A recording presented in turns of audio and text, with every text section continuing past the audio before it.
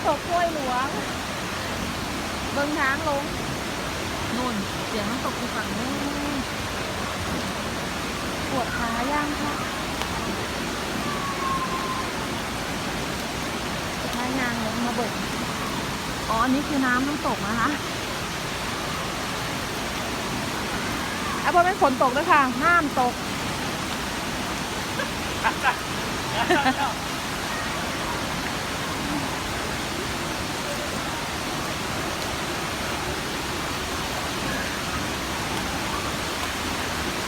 คนที่จะมานะคะพยายามเช็ค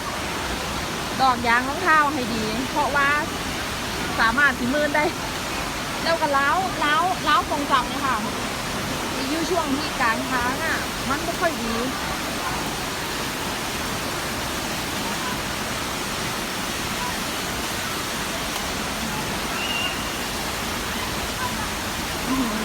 เสียงน้ำตก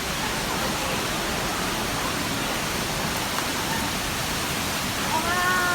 วธรรมชาติสร้างสรรค์มือตาเห็นหมดแล้วเป็นมือเลยไอ้เล่นกันเล่นเด้อก็เล่นนะ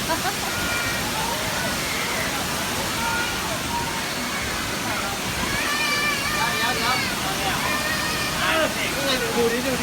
มีน้ำตกด้วยเห็นไหมอยากเห็นหน้าพ่อนักเลงนี่นะถึงแล้วถึงแล้วค่ะ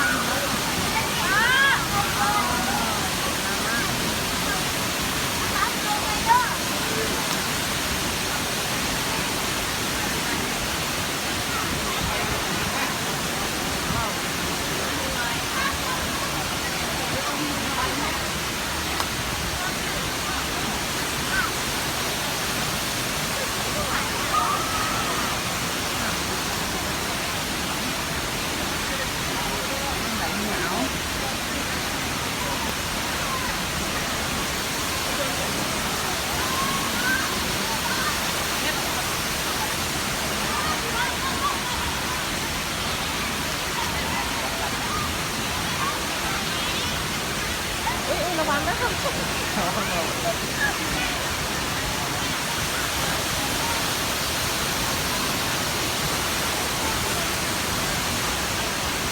ยอะมากนี่ว่าที่ตกต้นไม้เกิดแต่นอนนะขอเกิด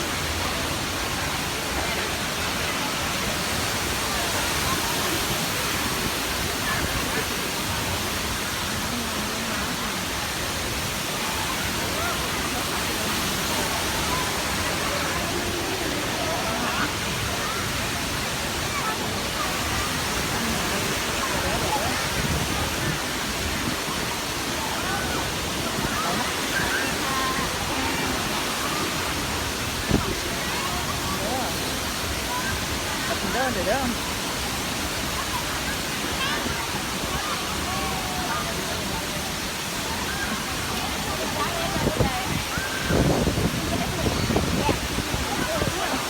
ล้มแห้งเลยค่ะ